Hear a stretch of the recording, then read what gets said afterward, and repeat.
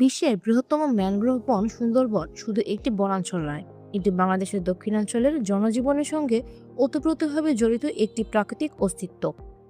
এটি একাধারে পরিবেশগত ভারসাম্য রক্ষা করে, বিপন্ন প্রজাতির আশ্রয়স্থল হিসেবে কাজ করে, আবার প্রাকৃতিক দুর্যোগ থেকে রক্ষা করে কোটি কোটি মানুষের জীবন ও সম্পদ।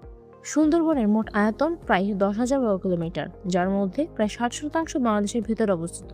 এই বিস্ময়কর বনাঞ্চল 1997 সালে ইউনেস্কো কর্তৃক বিশ্ব ঐতিহ্য হিসেবে স্বীকৃতি পেয়েছে।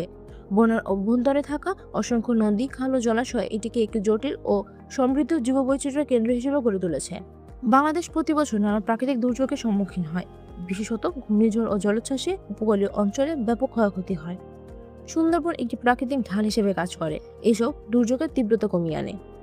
2007 সালের ঘূর্ণিঝড় সিডর, 2009 সালের আয়লা এবং সাম্প্রতিক 2023 সালের মোখা সুন্দরবনের উপর দিয়ে বয়ে গিয়েছিল।